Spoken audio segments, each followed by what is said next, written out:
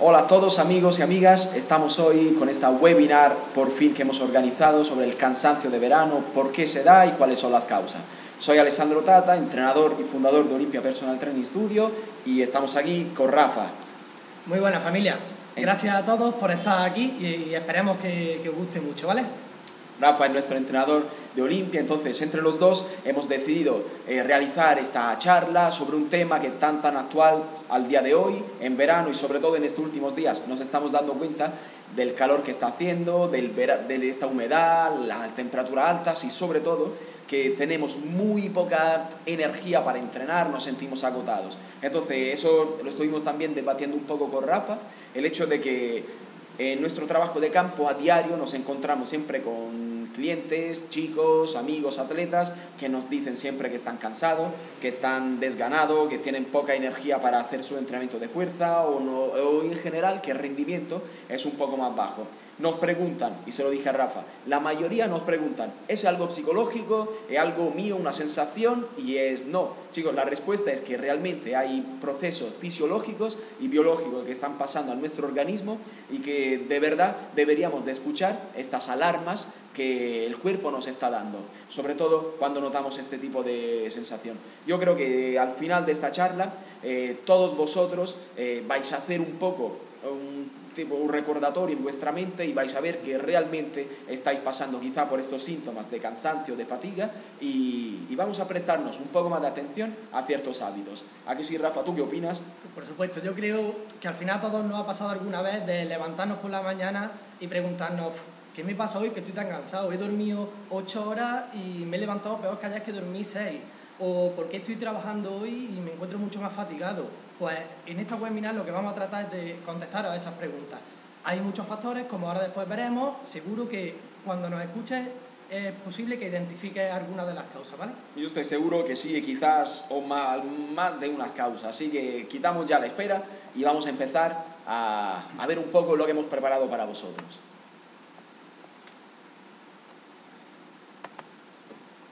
Perfecto.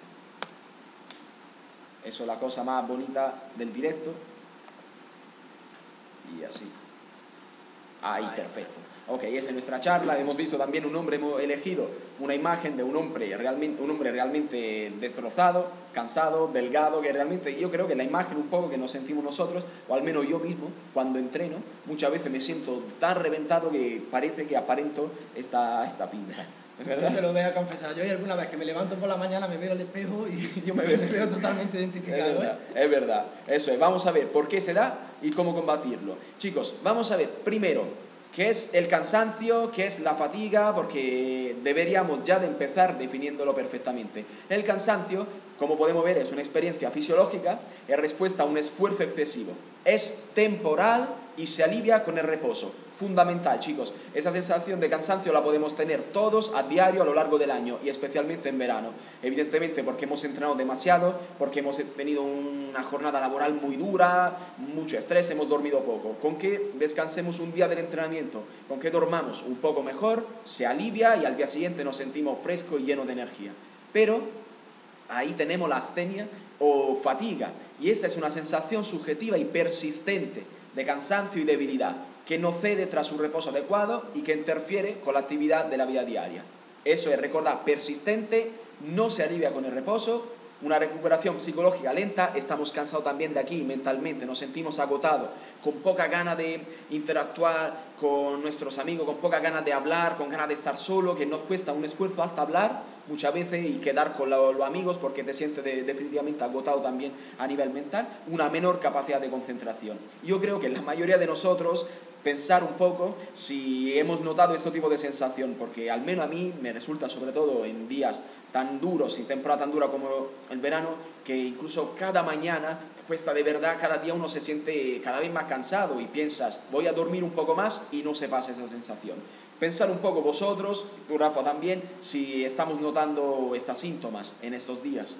Seguro, con esta calor es imposible levantarse una mañana y no sentirse cansado.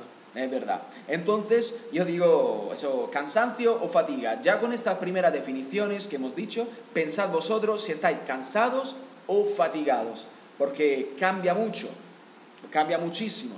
Entonces, vamos a ver cuáles son las causas principales de este cansancio o fatiga, que en el peor de los casos, del verano. Hay muchísimas, chicos. No es solo una sensación psicológica porque un día piensas que mentalmente te sientes más cansado. A nivel fisiológico y biológico pasan algunos procesos que de verdad nos hacen fatigar y hacen tener nuestro metabolismo y nuestro organismo realmente cansado. Yo he elegido 3 causas principales porque son las que yo veo que todos nosotros y vosotros, nosotros que hacemos deporte y en general tenemos una vida bastante ajetreada, son los que menos cuidamos. Una mala calidad del sueño, la deshidratación y el calor, justo ahora porque hace verano, y el sobreentrenamiento. Vamos a ir desglosándolo uno en uno, entre Rafa y yo, y vamos a intentar daros un aporte muy práctico para que podáis al menos un poco arreglar esos tipos de causas. Primero, chicos, la mala calidad del sueño.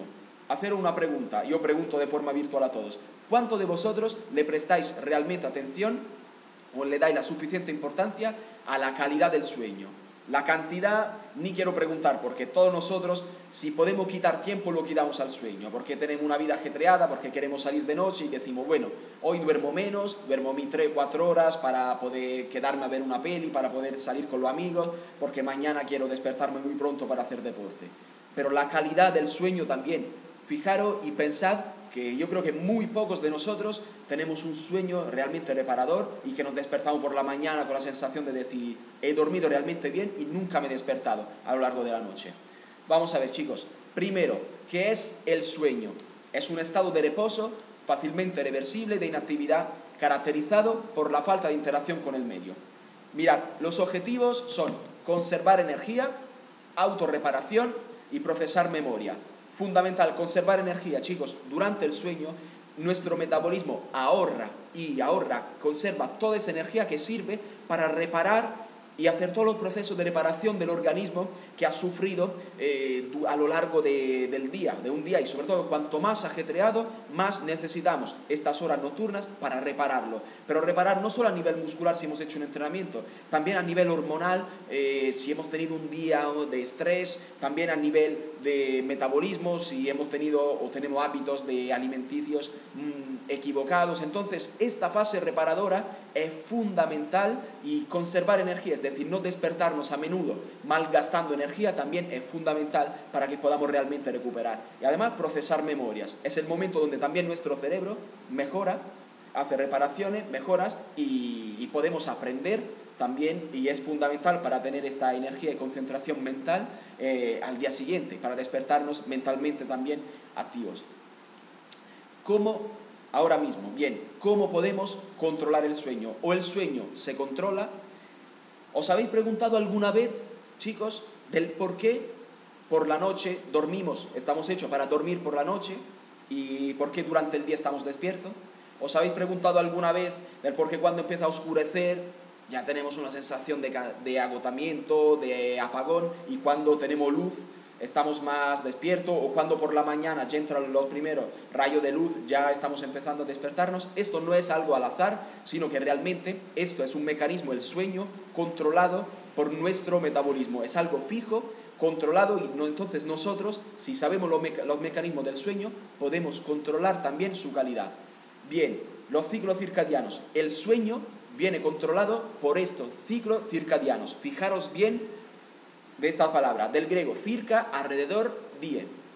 Son todas las funciones que hace nuestro organismo a lo largo del día, a lo largo de las 24 horas. Es decir, que a lo largo de las 24 horas, cada día de nuestra vida, cada 24 horas, tenemos ciertas tareas que nuestro organismo hace fija. Por ejemplo, a una cierta determinada hora del día hay una hormona que hace esto. A otra hora del día hay otra hormona que hace esto. A otra hora hay otra hormona que hace esto. Y todo esto depende del sueño. Si nosotros respetamos el ciclo del sueño, podemos respetar este reloj biológico. De hecho, el reloj biológico de nuestro organismo controla la mayoría de todos estos ritmos, de estas funciones. Este reloj se encuentra en una región del cerebro llamada hipotálamo. Mirad, tenemos aquí en rojito, es una zona muy pequeña del cerebro. El hipotálamo es tan pequeñito y esta zona controla todas las funciones que tiene nuestro organismo todo a nivel hormonal, fisiológico, químico, a lo largo de las 24 horas. Este es nuestro reloj, realmente, nuestro cronómetro, que elige cuándo y cómo realizar las cosas. Mirad esto, los ciclos circadianos, el reloj biológico, chicos. Como puede ver, es realmente un reloj, son las 24 horas y en cada hora del día hay una cierta función, tenemos una situación metabólica completamente diferente. Mirad la pantalla donde vemos las 7:30, las 7:30 de la mañana. Ahí, sí lo podemos ver ahí con nuestra flecha. Comienza a movilizarse el intestino. Es verdad, cuando nos despertamos tenemos esa sensación de movilización intestinal y muchos de nosotros tienen la costumbre y los hábitos, por suerte, que muy bueno, que tienen que ir siempre al servicio. Unas pocas horas después, sobre las 9, empieza a aumentar la secreción de testosterona a nivel hormonal. Eso pasa siempre. Y entonces es un momento, lo dije en otras charlas, muy útil para realizar actividad física, sobre todo a realizar entrenamiento de fuerza, para quien pueda, que obviamente el trabajo se lo permita. A partir de las 10 tenemos el estado de máxima alerta. Si hemos dormido bien, a esta hora de la mañana, de 10 a 12, 1, es cuando estamos más despiertos y realmente cuando hacemos toda la tarea con muchísimo más vigor, ganas, concentración. Poco a poco, en el día, vamos a ver, sobre las 2:30 tenemos un estado de máxima coordinación. A las 15:30 empieza ya un menor tiempo de reacción. Vamos a verlo, menor tiempo de reacción. Entonces eso es súper importante a la hora de poder planificar nuestros entrenamientos. Por ejemplo, si sobre las 2:30 tenemos una situación favorable para la máxima coordinación, podríamos realizar actividades que requieren coordinación y mejorarla. Por ejemplo, si queremos realizar un trabajo de técnica, si somos corredores, técnica de carrera, o si hacemos cualquier tipo de deporte, trabajar la coordinación, la técnica, movimientos balísticos, o sea, movimientos que requieren un pelín más de concentración. Y también las actividades diarias, del día a día, en el trabajo. ¿Vale? Vamos a ver luego, por ejemplo, sobre la 5, una mejor función, si me ve el sensor, mejor función cardiovascular y elasticidad. Entonces podemos realizar ya trabajo de resistencia, ir a correr, salir con la bici, todas las actividades cardiovasculares.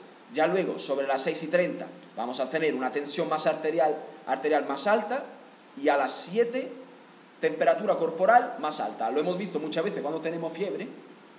Es verdad que por la tarde es que se sube la temperatura. Siempre sobre las 7 de la tarde es cuando tenemos el pico de temperatura corporal y la presión arterial es más alta. Entonces también podemos realizar este tipo de horario, utilizarlo para realizar actividades como, por ejemplo, la fuerza o entrenar. Tenemos un cuerpo más caliente, más calentado, más preparado para poder realizar actividad física. Si os dais cuenta, chicos, a partir de las 9, por allí, es decir, cuando ya el sol empieza a irse, empieza a oscurecer, nuestro organismo empieza a desactivarse. Por ejemplo, a las 9, inicio de la secreción de melatonina. Ahora vamos a explicar qué es. La melatonina es una hormona.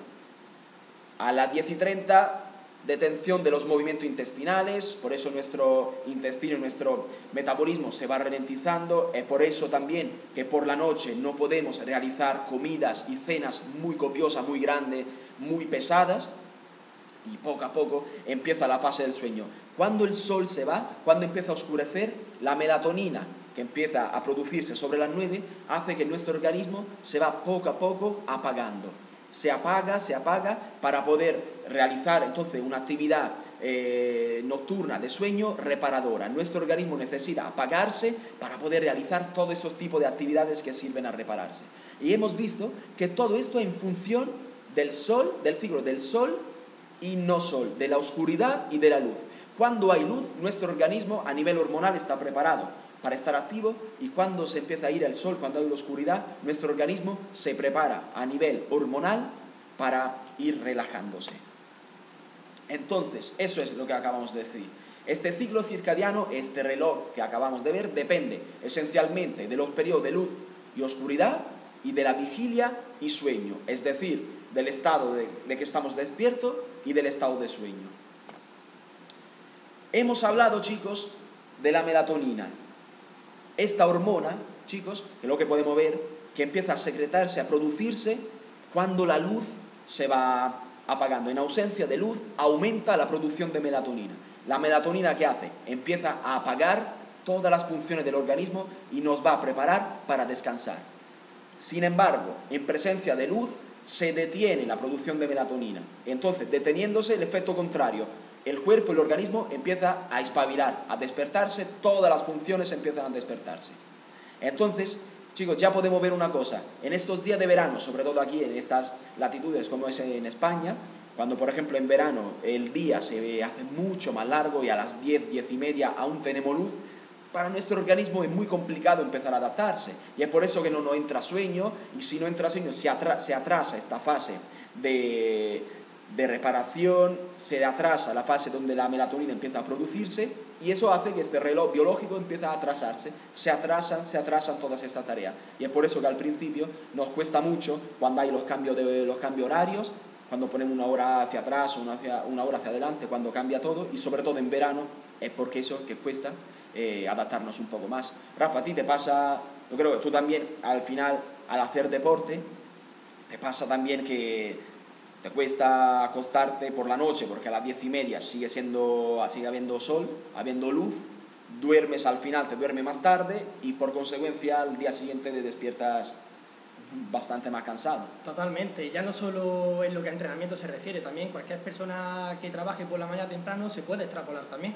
El levantarte por la mañana y sentirte mucho más fatigado, sentirte mucho más cansado, claro, pero sí es cierto que a todo el mundo nos cuesta pues, eso de a las 10 y media, 11 de la noche estar ya metido en la cama y durmiendo. Claro, sobre todo con el calor y en esos días de verano. Complicado. Y entonces, claro, vamos atrasando también la cena, cenamos más tarde, pero debemos de saber también que por la noche nuestro intestino tiene una movilidad más reducida, pero nosotros, sin embargo, no somos capaces de comer antes, entonces se retrasa todo. Procesos intestinales, sueños y todo eso. Entonces eso también, pensar un poco, cada uno en sus hábitos, en vuestros hábitos diarios y a ver si podemos empezar a mejorarlo un poquito. Sí, mirar un poco eso, por ejemplo, la melatonina, eso chicos, esa es su producción a lo largo del día, de la noche, por ejemplo, cuando hay en plena noche hay un pico y cuando empiezas, si podemos ver, a lo largo del día a las 8, ahí, y a las 12, por ejemplo, a lo largo del día empieza a disminuir. Entonces, ¿de quién depende eso, chicos? Porque es fundamental.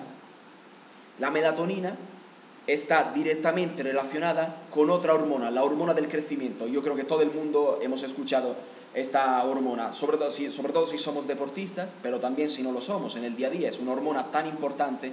Mirad, tiene una función a nivel muscular, si podemos ver músculo, aquí captación de glucosa, de aminoácidos, síntesis de proteínas, es decir, sirve a producir, a crear proteínas, a crear masa magra corporal, es decir, masa muscular. Es una hormona anabólica que sirve para crear músculo y para crear energía. Es una hormona fundamental, entre otras. ¿Cómo está directamente relacionada con la melatonina? Está directamente relacionada a la melatonina. Cuando la melatonina se produce más, a lo largo de la noche, al mismo tiempo se produce más hormona de crecimiento. Directamente, dependiendo de la cantidad de melatonina que se produce tanta cantidad de hormona de crecimiento. Si nosotros no respetamos estos ciclos diarios y nocturnos, entonces si dormimos muy poco, tenemos una producción de melatonina muy baja y al mismo tiempo una producción de hormona del crecimiento muy baja. Y esto va a afectar a lo largo del día. Si tenemos una hormona del crecimiento, una cantidad muy baja a lo largo del día, nos vamos a sentir menos fuertes, no vamos a dar la oportunidad a nuestros músculos de crecer, de poder recuperar, de poder hacer entrenamientos duros y hacer un trabajo de recuperación muscular. Es decir, que la melatonina, entonces el sueño y la hormona del crecimiento van directamente correlacionados. Es fundamental. Otra hormona que seguramente os suena es el cortisol, la hormona del estrés. Esta hormona, decimos una hormona del estrés porque se puede entender mal, en sentido malo, porque es una hormona que cuando estamos estresados empieza a producirse, porque nuestro organismo detecta un estado de alarma, entonces empieza a acelerarse los latidos del corazón, empezamos a gastar más energía, a estar más activados, empezamos a destruir músculo, porque necesitamos energía inmediata. Nuestro cerebro piensa que es una situación de alarma, pero al mismo tiempo es buena, es una hormona buena, porque realmente estimula también la lipólisis, es decir, estimula a romper grasas, ¿vale? A quemar grasas. Entonces también aumenta la disponibilidad de energía y las concentraciones de glucosa en la sangre. Entonces durante la noche, a ciertos niveles, esta hormona es muy importante. Me he equivocado en escribir, chicos. Cortisol. Bueno, pero es muy importante. Un fallo del directo. Un fallo del directo. Es verdad. Entonces, una cierta cantidad normal de cortisol a lo largo de la noche es útil porque da la oportunidad al organismo de tener energía inmediata para estos procesos de reparaciones. Pero si aumenta mucho, al final vamos a destruir masa muscular y esto vamos a empeorar, es el efecto absolutamente contrario. Y pasa lo mismo, si la melatonina tiene una concentración normal, el cortisol tiene su nivel normal. Si la melatonina baja, el cortisol aumenta, ¿vale? Entonces, si dormimos poco y mal, aumentamos el cortisol y vamos a destruir masa muscular y vamos a empezar el día con una situación totalmente desfavorable, ya casi totalmente cansado y con poca aptitud y gana de poder entrenar duro. Yo, si me permite, Alex, también, si todos fuésemos conscientes de los problemas que puede ocasionar el estrés, si todos fuésemos conscientes, empezaríamos a tomárnoslo más en serio e intentar disminuirlo, porque hay muchas maneras, yo también lo mencionaré ahora después, pero sí que es verdad que es momento de tomárnoslo en serio. Es verdad, sí, es verdad que estamos siempre detrás de las tareas diarias, pero esto influye, el estrés y la falta de sueño influye muchísimo, está moviendo a nivel hormonal y a lo largo del día, así que debemos de tomarlo un poco más en serio. Mirad, cuando el cortisol es muy alto, hay mayor resistencia a la insulina, con posibilidad de padecer diabetes, mayor grasa abdominal, mayor retención de líquidos, menos defensa, menos masa muscular, es decir, un cortisol alto debido a una falta de sueño, de calidad de sueño, solo produce resultados negativos. Y por último, antes de pasar a otra fase, otra hormona, es la hormona que regula el apetito. Debemos de saber que el apetito se regula por dos hormonas y estas dos hormonas están balanceadas, el balance de estas dos hormonas, una que te hace sentir hambre y la otra que te hace sentir sacio, se regulan gracias a la melatonina, es decir, durante la noche.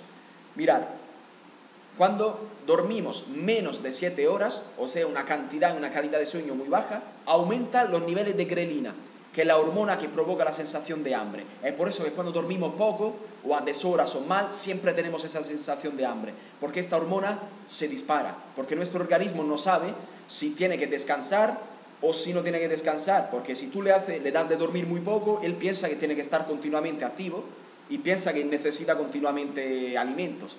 Y sin embargo disminuye los niveles de leptina, que es la hormona que dice al cerebro que está lleno, que entonces disminuye tu ganas de comer. Es decir, que dormir poco y mal altera completamente estas hormonas que balancean el apetito, y es por eso que comemos mal a deshoras y al final se ve afectado porque aumentamos la grasa corporal y todos esos efectos. Así que, chicos, yo creo que va a ser bastante importante. Esas son las hormonas que regulan el apetito, la leptina, ¿vale? Y la grelina, la grelina que estamos aquí, esa que estimula el hambre, se produce directamente del estómago, cuando el estómago está vacío, y la otra, la leptina, es nuestro cerebro que dice, estamos sacios, entonces ya vamos a parar. Si tenemos ese desequilibrio del sueño, vamos a tener un desequilibrio en la regulación del apetito. Así que, chicos, para acabar, ¿cómo mejorar la calidad del sueño a nivel alimentario? Tomar triptófano, que es un aminoácido que se encuentra en el pavo, pollo, leche, queso, pescado, en varios tipos de alimentos. Es un aminoácido que entra directamente en la membrana cerebral y tiene una función, por decirlo de manera más sencilla, de crear un apagón, porque ayuda a producir más melatonina. La valeriana mejora la calidad del sueño, pero no la cantidad, pero sí la calidad, sí la puede mejorar. Vamos a tener un sueño más profundo. La teanina, que se encuentra en hojas de té verde, y todos los alimentos que tengan vitamina del complejo B y magnesio, que mejoran igual la calidad del sueño. Vamos a tener fase de sueño más profunda, pero no la cantidad. La cantidad debemos de mejorarla solo con los hábitos diarios. Con esto, que eso lo podéis ver tranquilamente. Normas para dormir bien, chicos. Irse a la cama y despertar a la misma hora todos los días, coger hábitos, evitar cafeína, especialmente cuando estamos apagándonos al final de la tarde y por la noche, evitar nicotina para todo que fuman. Hacer ejercicio con regularidad, pero no demasiado alto, intenso por la tarde, evitar bebidas alcohólicas, evitar comida y bebida pesada por la noche, no tomar siesta de 3 horas, porque si tomas siesta muy larga, nuestro organismo no sabe, nuestro cerebro ya no sabe si en noche o día, si tiene que dormirse, si tiene que apagarse o despertarse, y esto va a cambiar, alterar todos estos ritmos que hemos visto antes de reloj. relajarse antes de acostarse, leyendo, pero evitando pantallas, luces, sobre todo luces, ruidos, televisor, porque al final estas luces hacen que la melatonina no pueda empezar a producirse si hay tanta luz, ¿vale? Y obtener suficiente sol durante el día para la vitamina D y la vitamina B, como hemos visto antes. Así que chicos, ahora yo espero que en esta parte del sueño os haya gustado y sobre todo que os hayas hecho un poco despertar, entre comillas, sobre vuestros hábitos. Y ahora vamos a ver con Rafa otra de las causas del cansancio, la fatiga de verano, dependiendo, ahora como dirá Rafa, directamente del entrenamiento. Vamos a verlo. ¿Quitamos? Sí.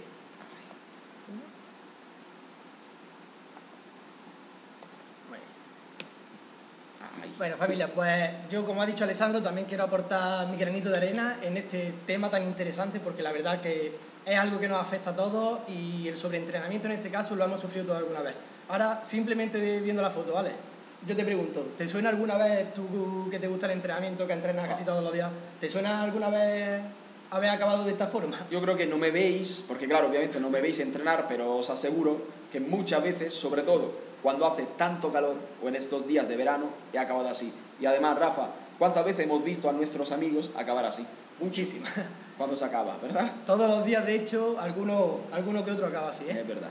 Pues entonces yo quiero intentar explicaros de la forma más clara y más amena posible por qué sucede esto. Como he mencionado anteriormente, bueno, se puede extrapolar también desde el entrenamiento a cualquier persona que trabaja, ¿vale? Entonces, al final, las causas de la fatiga, como ahora veremos, nos puede pasar a todos, no solo en el ámbito del entrenamiento. Pero para empezar a hablar de este tema, yo quería hablar un poco de la fatiga, ¿vale? Es un tema que todos lo hemos sufrido en algún momento, todos sabemos el significado o el por qué sucede, pero yo quiero deciros que en realidad es un fenómeno muy complejo, ¿vale? Y que no se conocen todas las causas. Todos decimos, pues estoy cansado porque he dormido poco, o porque he dormido más, he entrenado mucho, sí, pero es un proceso multifactorial, ¿vale? Entonces intervienen muchísimas causas, como ahora veremos.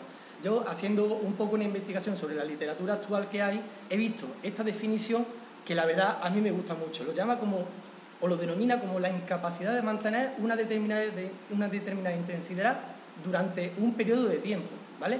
Y que eso genera una disminución del rendimiento. Es decir, evidentemente, claro, si nosotros no somos capaces, como explicaré ahora después, de mantener una velocidad, ¿vale? Pues eso nos va a generar una fatiga. Y también pensamos, pues bueno, que es algo, bueno, estoy cansado, ya he echado el día por tierra, todo me va a salir mal, pero no. Fijaros qué interesante, es un mecanismo de protección, ¿vale?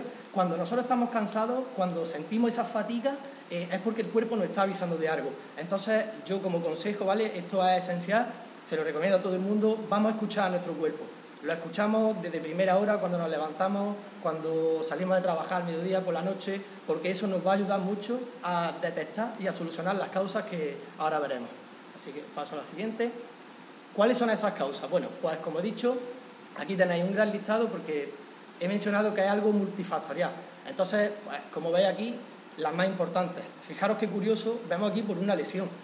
¿Es posible estar fatigado por una lesión? Yo creo que sí, Ale, yo creo que cuando todo el mundo hemos entrenado con una lesión encima, te sientas más cansado. Es imposible terminar tu entrenamiento y además terminarlo de la mejor manera posible, con una calidad que te permita tener un beneficio. Sí, sí, es verdad. Y aquí tenemos las alteraciones de la temperatura, muy importante. En la estación del año en la que estamos, sobre todo aquí nosotros que nos encontramos en la costa, es muy difícil, muy complicado entrenar con esta calor. Todos nos sentimos cansados y empiezas a sudar, dices, a ver, llevo 5 minutos, apenas he terminado el calentamiento, ya estoy sudando, y eso pues al final nos va a causar una fatiga. Las alteraciones del pH, como vemos por aquí también. La alteración del pH, ahora después Alessandro nos hablará sobre la hidratación y se meterá un poco más en este tema, porque la verdad, para hablar de todas estas causas podríamos tirarnos 2 webinars más, así que aquí tenemos las más comunes, ¿vale? Y ahora, en la siguiente, yo quiero explicaros las que para mí, en el ámbito del entrenamiento, son las más importantes. Entonces, tenemos la primera, esa acumulación de ácido láctico y la disminución del pH. Después, como he dicho, Alessandro nos explicará esa reducción del pH por qué se puede deber, ¿vale? Esas dos consecuencias conllevan un entorpecimiento de los mecanismos de ejecución. Estamos haciendo un ejercicio, cualquier ejercicio de la vida diaria, ¿vale? Y ese entorpecimiento nos va a hacer una causa de fatiga, ¿vale? Además, perdona Rafa, yo Sí, creo claro. que ha pasado a todo el mundo que cuando estamos cansados, fatigados, nos sentimos más torpes. Hay Totalmente. muchos gestos nos salen más, nos sentimos más lentos, más no tan rápido, los ejercicios parece que nos salen más, nos sentimos como un poco raros, ¿no? Siempre nos ha pasado, o al menos a mí, eso cuando tenemos una sensación de fatiga. Siempre no te encuentras de verdad bien contigo mismo. Correcto.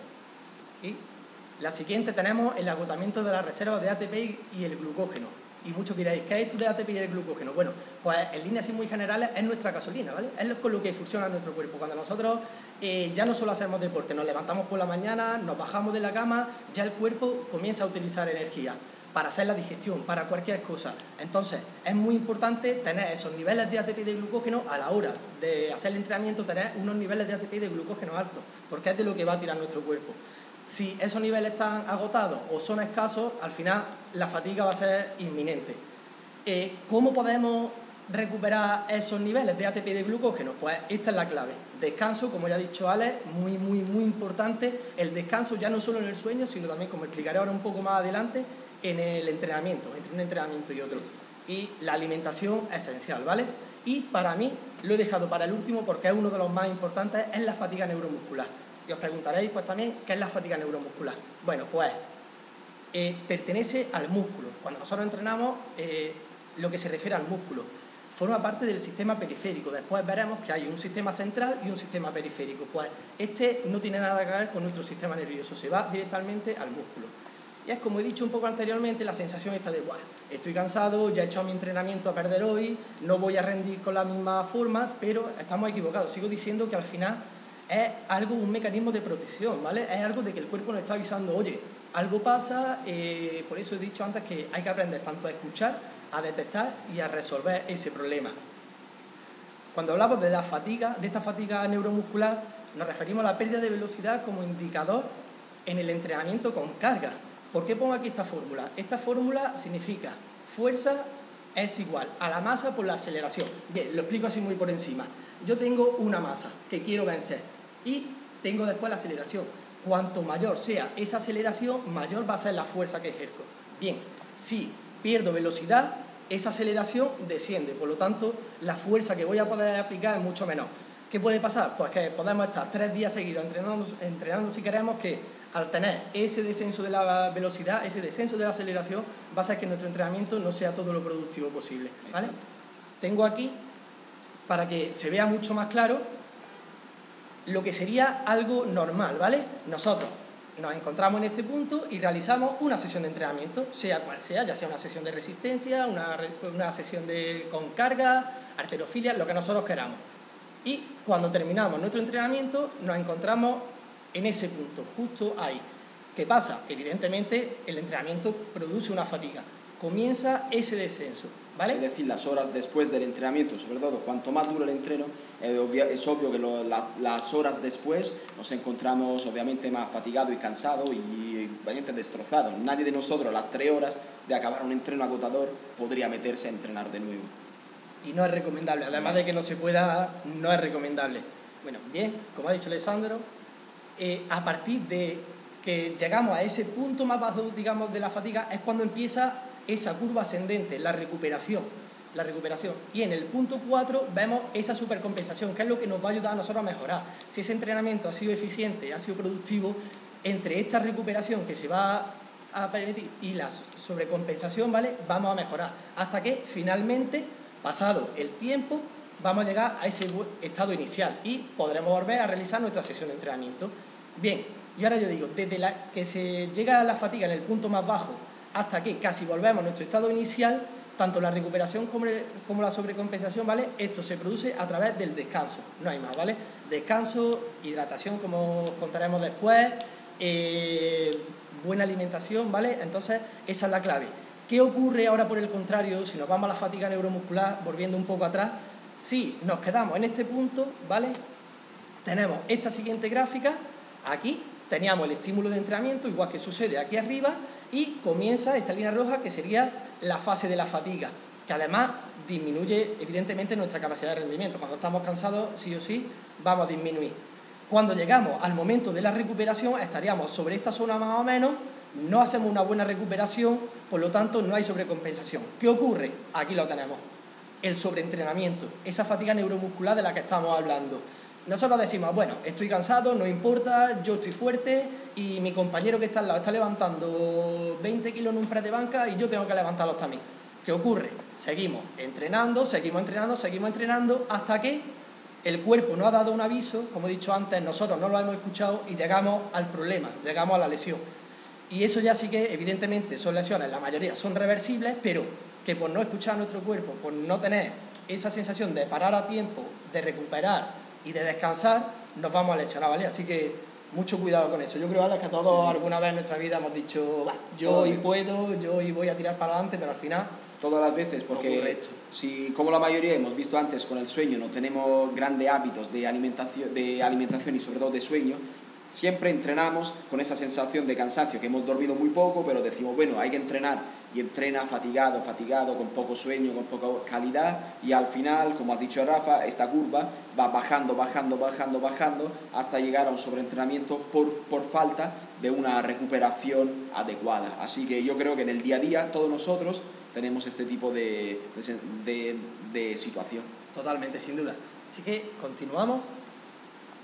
Os he hablado antes de esta famosa fatiga central también, la periférica, donde pertenece la fatiga neuromuscular, pero ¿qué es esta fatiga central? Pues es la que, al contrario del músculo, ¿vale? Son alteraciones funcionales que se producen en el sistema nervioso central, es decir, en los nervios, ¿vale? En el sistema nervioso central, perdón, los problemas del directo, y que afecta siempre a esa estructura nerviosa, ¿vale?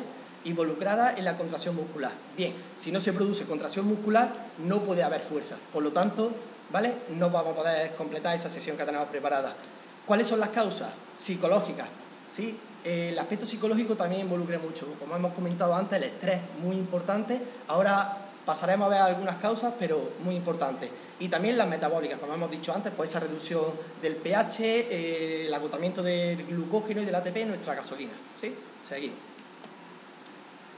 Bueno, ya está bien, ¿no? Ya que me diga un poco hoy lo que tengo que hacer, ya lo que me faltaba. Pero bueno, vamos a la chicha, ¿vale? Vamos a lo que de verdad nos interesa, cómo se puede prevenir, cómo se puede reducir esa fatiga. Una vez que ya nosotros pues hemos descansado mal, no hemos comido, ¿cómo se puede prevenir? Pues aquí lo tenemos. Hay dos formas, que es periodizar, que yo diría, y Alessandro seguramente estará de acuerdo conmigo, con que es uno de los puntos más importantes de nuestro trabajo. Exacto. Y la suplementación. Ahora, un poco más adelante, veremos el porqué. Antes quiero pararme aquí porque, ya os digo, es muy importante y es el kit de nuestro trabajo. Es a la persona que de verdad le gusta ser entrenador y es entrenador, es esto. Es planificar una estructura, ¿vale? Todo tiene un porqué, todo tiene un sentido, ¿no? Bueno, pues venga, hoy me he levantado con ganas de hacer press de pecho, o me he levantado con ganas de hacer una sentadilla. No. Tiene que estar todo planificado y bien estructurado, si no... Al final, seguramente, no a lo mejor en esa sesión, pero probablemente la próxima sí que nos acabemos equivocando. Bien, como he dicho, implica una secuenciación lógica. No tiene sentido meter ejercicios por meter, todos podemos hacer eso. Se puede meter millones de ejercicios, pero al final no nos va a dar el rendimiento ni la productividad que nosotros queremos. Claro, sobre todo eso, como decía Rafa, establece además los órdenes de los ejercicios en cada día, pero también el volumen, el número de series, de repeticiones, la velocidad con la que tienes que hacer ciertos ejercicios y cuándo descansar cada día, si te dice que descansar esto, o el tiempo de descanso entre cada ejercicio, todo tiene un orden totalmente lógico por esta curva que antes Rafa acaba de ver. Si no, vamos a bajar esta curva roja, empieza ya a bajar y vamos a llegar a la lesión, que es lo peor. Y una vez que baje, mal asunto, ¿vale? Así que ese objetivo de periodizar, ¿vale? Es optimizar al máximo los resultados en un momento de la planificación. ¿Por qué? Porque una planificación, un macrociclo, no es igual. Siempre no es igual. Tenemos momentos a lo largo de la temporada, ya sea un competidor o una persona que trabaje por ocio, no podemos entrenar todo el año de la misma forma, o todo el verano, todo el invierno, no. Tenemos que dividirlo, ¿vale? Estructurarlo de una forma que tenga sentido. Entonces, ¿cómo se optimiza? ¿Cómo es la verdadera forma de optimizar los resultados? Aquí lo tenemos. Ya nos ha hablado antes Alessandro, la importancia del descanso, ¿vale? Siempre, lo ideal, nos han dicho siempre 7 u 8 horas. Bueno, hay personas que con 6 horas están más que descansadas, pero cumplir bien o al menos lo máximo posible con esos ciclos que ha comentado antes Alessandro. Estar constantemente hidratado. Ahora después, en unos minutos, Alessandro nos explicará también el porqué. Esto, lo vemos muy a menudo, no entrenar al fallo. Vamos con una persona y, pues hoy vamos a entrenar a lo que demos. No tiene sentido. Siempre, al menos desde mi punto de vista, como yo consigo el entrenamiento y para el objetivo de la mayoría de las personas, siempre evidentemente hay que buscar el objetivo. Dependiendo del objetivo, entrenar al fallo para la mayoría de la población, para la mayoría de las personas, es un fallo. ¿Por qué? Porque si nosotros en el primer ejercicio, en la primera serie, buscamos ir al fallo, al final en la segunda podremos tirar, en la tercera podremos, pero yo creo que en el segundo ejercicio, ya que tengamos planificado para ese día, no va a ser posible. Entonces de ahí la importancia de adaptar las cargas a otra persona. No os equivoquéis, si vais a entrenar con vuestro compañero, no pasa nada coger 5 kilos menos, no es cuestión de a ver quién levanta más peso, no, es cuestión de que el entrenamiento sea lo más productivo posible. Y es cuestión, perdón Rafa, es cuestión de que no es necesario cada día entrenar destrozándose o acabar el entrenamiento destrozado, es decir, que si cada día un día no acabas tu entrenamiento destrozado, habiendo dado el 101%, no quiere decir que no has entrenado. E incluso, en la mayoría de los casos, como ha dicho Rafa, no es productivo en absoluto, ni para el rendimiento y sobre todo, ni siquiera para la salud. Totalmente de acuerdo. Nos vamos al siguiente, entrenar los 7 días de la semana. Tanto yo como seguramente Alessandro nos habremos encontrado a lo largo del tiempo que hemos estado trabajando una persona, pues necesito que me planifique me haga un planning para 6 días a la semana o para 7, pero bueno, ¿cuál es el motivo? No hay en realidad ningún motivo lógico. Se puede entrenar perfectamente 3-4 días en semana. Si ese entrenamiento está bien planificado y está bien estructurado, no es necesario entrenar 7 días a la semana, o al menos sí que es posible, pero siempre, como digo, que esté muy bien estructurado. Entrenar 7 días a la semana con carga, bueno, yo creo que pocas personas pueden hacerlo y que habría que tener una preparación previa muy muy buena. Introducir un microciclo de descanso o de recuperación. ¿Qué quiere decir esto? Como he dicho, una temporada, un macrociclo, es muy larga. Pues aprovechando ahora, además, en la estación del año en la que estamos, en verano, no tengáis miedo por introducir un microciclo de descanso, o más que de descanso, de recuperación. Es decir, esa intensidad disminuya con el objetivo de que para cuando llegue otra vez otra estación, el tiempo mejore, nos encontremos más fuertes, con esas pilas cargadas, y ahí sí que podamos volver a subir la intensidad y que esa curva suba. No tiene sentido entrenar todo el año de verdad a la misma intensidad. Entrenar todo el año, 7 días a la semana, al fallo, es muy difícil y probablemente llegará tarde o temprano a todo el mundo, le llegará ese sobreentrenamiento y con ello las lesiones, que al final es la parte más fea de esto. Y como he comentado antes también, muy importante el tema de la suplementación. Aquí quiero preguntarle a Alessandro, tú que eres un experto, que dominas más el tema, ¿qué opinas de estos 2 suplementos? Sí, eso para mí hemos elegido los 2 suplementos básicos, lo más importante. Es verdad que en el mundo del marketing y de la suplementación hay tantísima falsa noticia, falsos mitos y mentiras. Esos son los 2 suplementos que a nivel científico han tenido más evidencia y más demostrados, los BCAA, que son los aminoácidos ramificados, y la creatina, que sí son verdaderamente efectivos para recuperar nuestro rendimiento y sobre todo para evitar ciertos niveles de fatiga. En otros días, en otro webinar, en otras charlas, hablaremos de cómo tomarlos bien, de manera correcta. Pero si vosotros tenéis un poco dominado ese tema y queréis buscar una suplementación, estos 2 son los suplementos que más evidencia científica tienen, y por los demás huir mucho de falsos mitos y de promesas que os da el marketing. Muy bien, y aquí tenéis, bueno, os dejo todos estos resultados, ¿vale? Al final yo creo que son formas de adaptarlo a nuestro estilo de vida, ¿vale? Crear hábitos, muy importante, crear esos hábitos, y seguro que siguiendo estas pautas será más complicado que llegue ese sobreentrenamiento. Hablando de sobreentrenamiento, no nos podemos olvidar de ese síndrome, ¿vale? El sobreentrenamiento se define como ese desbalance que hemos dicho antes entre la carga y los periodos de descanso. Entonces, de ahí lo voy a repetir seguramente antes de que termine hoy la webinar, lo volveré a repetir, la importancia de periodizar. no tiene sentido, de verdad, en una temporada muy larga entrenar siempre con las mismas cargas o siempre con la misma intensidad. No, al final va a llevar a esa lesión, ¿vale? Es un dato muy importante este y que me ha parecido a mí muy curioso cuando investigando sobre todo este tema, y es que el sobreentrenamiento o este síndrome afecta principalmente a atletas de resistencia. ¿Por qué? Tiene su explicación. Bueno, tenemos el ejemplo, un maratoniano, por ejemplo, o un levantador de halterofilia, un levantador de peso.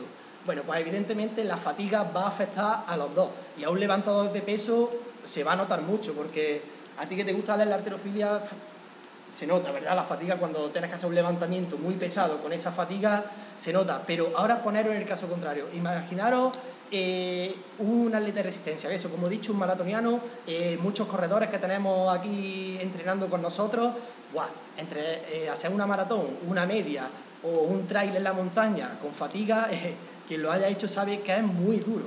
Entonces ese es el motivo, ¿vale?, por el que suele afectar más a los atletas, porque evidentemente cuanto más se prolonga el entrenamiento o esa práctica deportiva, la fatiga evidentemente va a incrementar. Hemos tenido alguna vez la sensación también de la fatiga crónica. Que es lo que estuve hablando yo al principio, la diferencia entre el cansancio y la astenia, que realmente al final te va a llegar a un nivel de fatiga que es crónico, es verdad, fatiga, eso es el concepto. Exactamente, que claro. Ya no puede quitarla o mejorarla simplemente durmiendo un día más. Totalmente. Entonces, con esa fatiga crónica, es lo que llevo un rato intentando explicar, es va a bajar el rendimiento, y una vez que baja el rendimiento, ese incremento de la vulnerabilidad, ¿vale?, va a crecer. Por lo tanto, el riesgo de lesión va a ser mucho más grande si no sabemos parar a tiempo. Los factores causantes los conocemos todos, ¿vale? Tenemos el estrés. Hemos hablado antes, algo que nos puede dar mucho problema, ¿vale? Así que os lo recomiendo desde ya. Hay muchas formas de reducir ese estrés, en muchos vídeos, incluso en YouTube tenemos muchos tutoriales para meditar y para intentar reducirlo, porque ya os digo que vais a notar una gran diferencia. Tenemos los trastornos también alimenticios. Al final, no comer bien, las personas que trabajan fuera, comer siempre a deshoras, no comer a la misma hora, introducir mucha grasa, eso va a hacer que esa fatiga vaya apareciendo a lo largo del día.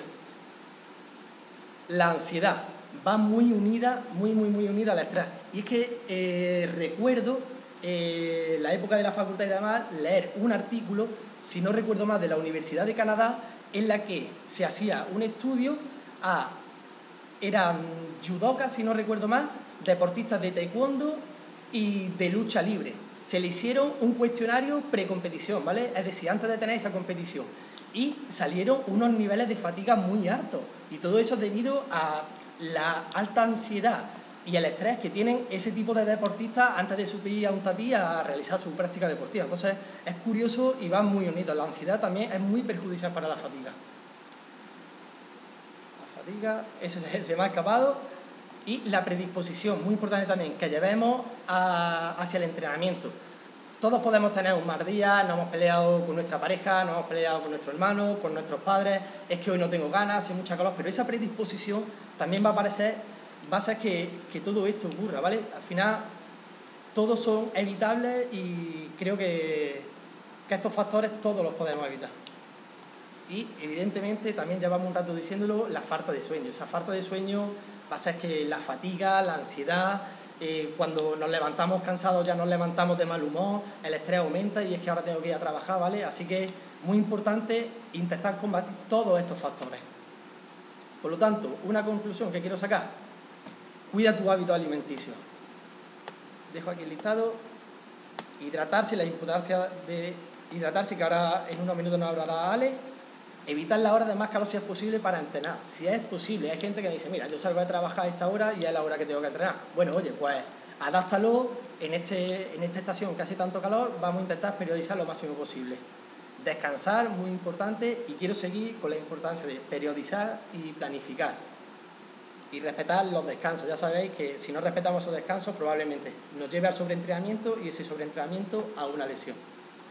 Y pide ayuda a un profesional. Si no sabes, no es fácil periodizar, hay mucha gente que se pega muchos años y estamos muchos años estudiando y actualizándonos para poder periodizar y planificar a una persona, pues dependiendo del deporte. Ya hablamos de corredores, nadadores, levantadores de pesas, ¿vale? Así que si te resulta complicado, ¿vale? Pide ayuda porque va a ser la mejor forma, creo, de evitar una lesión. Y ahora, pues sí, volvemos, si te parece, a la parte de la hidratación, ¿vale? Vamos ahí. Perfecto. Aquí lo tenemos. Sí, ahora podemos ir un pelín más adelante. Mientras Alex pasa, espero de verdad que todo haya quedado claro y si tenéis alguna duda nos podéis dejar algún comentario. Nosotros cuando lo vayamos leyendo, tanto Alessandro como yo, iremos resolviendo esas dudas. Sí, chicos, entonces ahora ya vais viendo en esta última parte que queda, de verdad os quito también poco tiempo de vuestra atención, que ya os habéis prestado muchísima, para hablar de un tema tan recurrente y como podemos ver será muy relacionado con el sueño y sobre todo con el entrenamiento, que es la deshidratación, y además es otro factor clave, igual que el sueño, que muchos de nosotros no tienen en gran consideración y no le prestamos ninguna importancia. Eso lo digo por experiencia, porque a todos los atletas, a los chicos que corren o entrenan cuando hace calor en verano, le pregunto si tienen una estrategia de hidratación o beben lo suficiente, y muchos incluso ni siquiera se le olvida. O vosotros, quien no entrena y no hace deporte, simplemente en el día a día, preguntad si de verdad bebéis lo suficiente. Y yo creo que no. Vamos a ver, la definición de la hidratación es una alteración del balance hidroeléctrico, ocasionada por la disminución del aporte de líquidos. Eso es decir, esa alteración del balance hidroeléctrico, es decir, que perdemos minerales, sales, electrolitos, lo que siempre vemos en estas bebidas, los perdemos con el sudor y con los líquidos. Entonces vamos a tener un desbalance muy grande que al final va a afectar a nivel fisiológico, a nivel de todos los procesos que pasan en nuestro organismo. Además, eso puede generar compromiso, puede comprometer las funciones corporales. ¿Por qué, chicos? ¿Por qué es muy importante conservar el balance de líquidos? ¿Por qué es muy importante, si perdemos tanto líquido con el sudor en un día como este, que sudamos todo el día, por qué debemos de intentar conservar y tomar más líquido, igual de lo que hemos perdido? Mirad dónde está el agua, chicos. El 66% del peso corporal, de nuestro peso, es agua. El 75% en los músculos bien hidratados se compone de agua. El 32% de los huesos es agua. El 93% de la sangre es agua. Si tenemos pocos niveles de agua, mirad cómo va bajando, sobre todo a nivel de sangre, que ahora veremos. Por eso es tan importante restablecer los niveles de agua que perdemos con el sudor. ¿Por qué? Mirad, el agua es un componente del líquido celular de la sangre, elimina todos los metabolitos de desecho, todas las toxinas, los productos tóxicos a través del agua, se mueven y vienen eliminados en las orinas, por ejemplo, o en las heces. Transporte de nutrientes, todas las proteínas, toda la glucosa se transporta a través de la sangre y del plasma, que está hecho, como hemos visto, de agua. Mantener los volúmenes de sangre, regula la temperatura. Gracias al sudor, que es nuestro sistema de refrigeración, podemos mantener temperatura constante y no alterarla demasiado en día tan caluroso. Protección, nos protege a nivel celular de toxinas externas y además, pensad, chicos, que el mecanismo de sed es muy lento en activarse, es una alarma demasiado lenta. Cuando nosotros tenemos sed es porque ya estamos deshidratados, es decir, cuando ya hemos perdido el 2% de líquidos. Un 2% de líquido es suficiente para estar deshidratado y para bajar el rendimiento. Es decir, que nuestro sistema de alarma de sed llega demasiado tarde. Nunca deberíamos de esperar la sensación de sed para beber. Mirad, ¿ese es cómo se controla la temperatura? Muy sencillo, chicos. Aumenta la temperatura de la sangre interna cuando hacemos ejercicio, sobre todo con calor, aumenta más de los 37 grados. El hipotálamo, recordáis esta pequeña parte en el cerebro, detecta un incremento de la temperatura. Entonces, ¿qué hace? Se produce vasodilatación, es decir, los vasos sanguíneos se abren para que pueda circular más sangre. Esta sangre, ¿qué hace? Hace que pueda transportar pueda llegar más sangre a la piel, y llegando más sangre a la piel se puede abrir y evaporar el sudor. Entonces el sudor evapora hacia la piel, gracias a ese transporte de sangre que va hacia la piel. Obviamente, entonces es ahí que empiezas este mecanismo de refrigeración y la temperatura entonces corporal desciende. Entonces hay un cambio también a nivel de volumen sanguíneo. La sudoración es el principal mecanismo para disipar el calor, tanto de un día caluroso y también añadiéndole el calor de la actividad física, gracias a la sudoración. Mirad, chicos, Los deportistas que entrenan con intensidad en ambiente caluroso pueden perder hasta 2,5 litros de sudor por hora, 2,5 litros. Y es muy fácil, si entrenamos a las 4 de la tarde corriendo 1 hora, perder esta cantidad de líquido. Es decir, que perdemos casi 15 gramos de sodio en 1 hora. Y nosotros generalmente, de forma normal, solo ingerimos diariamente 2,3 gramos de sodio. Es decir, que perdemos una cantidad de sodio muchísimo superior, muy superior a la que solemos ingerir a lo largo del día. Es un desbalance de sodio brutal. Ahora vamos a ver por qué es tan importante el sodio. ¿Qué pasa si perdemos mucho sodio con el sudor? Disminuye el volumen de sangre. Eso es, chicos, que si tenemos mucho sodio en la sangre, vamos a tener que tener una sangre con mucho más líquido, mucho más espesa. Por eso que si nos pasamos tomando sodio y sal, aumenta la presión arterial, porque obviamente si tomamos mucho sodio, al final la sangre va a empezar a aumentar de volumen. Pero al contrario, si perdemos muchísimo sodio y si nuestra sangre tiene muy poco sodio, se va a empezar a reducir la cantidad de volumen de sangre. Disminuye entonces la presión arterial, por eso que empezamos a marearnos, a sentirnos débiles, fatigados. Disminuye entonces la capacidad de llevar la sangre a los músculos que están trabajando. ¿Y qué pasa? Si podemos llevar poca sangre a los músculos, no podemos, y primeramente los músculos no pueden trabajar, y segundo, no podemos realizar este efecto de la sudoración, es decir, de llevar todo el calor hacia la piel, porque realmente hay muy poca sangre en circulación. Eso aparece la fatiga, disminuye la capacidad de producir sudor. ¿Cuántas veces cuando estamos empezando a tener un golpe de calor no sudamos más? Esta es el síntoma más grave de que estamos empezando a deshidratarnos de manera muy extrema. Y sobrecalentamiento, evidentemente, si nuestro sistema de refrigeración no funciona, empezamos a sobrecalentar y posibilidad del golpe de calor. Mirad, el límite superior para la sobrevivencia humana es de 43,3 grados de temperatura. 37 lo normal, 43,3 es el máximo. Nosotros, si nuestro sistema de refrigeración, como hemos visto, no se deshidratamos y no funciona, la temperatura tiene el potencial de aumentar de 0,4 grados cada 5 minutos. Hacer un cálculo. Podemos sufrir un golpe de calor y morir en menos de 1 hora. Es decir, que en menos de 1 hora nuestra temperatura supera y llega a los 43,3 grados, y realmente es una temperatura que no es apta para la sobrevivencia. Es decir, chicos, la hidratación, de verdad, nos estamos jugando también mucho, no solo el entrenamiento diario. Así que beber mucho líquido. Ese es el golpe de calor, chicos, todos los síntomas. Cuando empezamos a tener estos síntomas, preocuparse: dolor de cabeza, mareos, debilidad, sonolencia, hiperventilación, convulsiones en los casos más extremos, orinar poca cantidad, porque nuestro cuerpo obviamente está perdiendo líquido e intenta ahorrar todo lo que sea. Entonces sequedad y enrojecimiento de la piel, aceleración de los latidos del corazón, ausencia de sudor. Es decir, todos estos primeros síntomas que tenemos los debemos de tener muy en cuenta, porque podemos llegar a algo verdaderamente extremo. Muy práctico, chicos, cómo poder calcular cuánta agua y cuánto líquidos hemos perdido. Mirad estos pasos o apuntarlo. Medir el peso corporal antes y después, como mínimo 1 hora de ejercicio. Es decir, te mides tu peso corporal, entrenas y nada más acabar, te pesas de nuevo. ¿Vale? Después anótate, calcula el peso y la cantidad de líquido que tú hayas consumido durante el entrenamiento. Yo tengo un ejemplo. Por ejemplo, has bebido 800 mililitros de líquidos. Bien, la pérdida de sudor se da por eso. Peso corporal antes de empezar a entrenar, menos le restas el peso corporal después de entrenar y le añades el peso, la cantidad de líquidos que has consumido.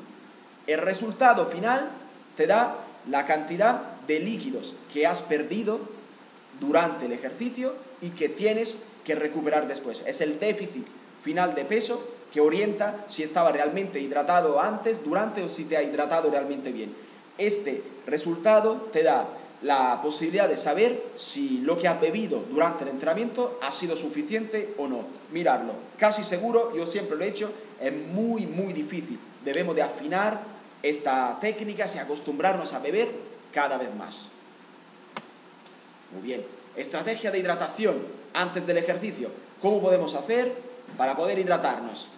beber medio litro de líquidos de 1 hora a 1 hora antes y media antes del ejercicio. Es decir, 1 hora antes de empezar a entrenar, bebemos mínimo medio litro de líquidos. Después de esto, beber medio vaso cada 10 minutos hasta los 15 minutos antes de empezar a entrenar. Es decir, 15 minutillos antes de empezar el entrenamiento o la competición, dejar de beber, ¿vale? Y evitar bebidas que tengan un impacto diurético antes. La cafeína es importante durante el entrenamiento, pero antes puede tener un efecto diurético, es decir, de eliminación de líquidos, es decir, algo que no queremos buscar.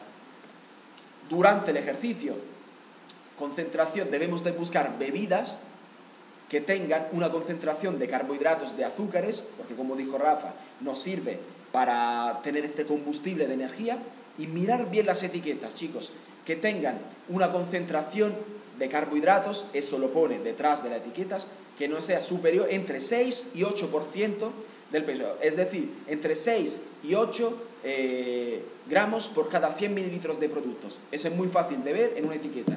Eso es, ¿por qué? Porque esta concentración es la misma concentración de carbohidratos que tenemos en nuestro estómago.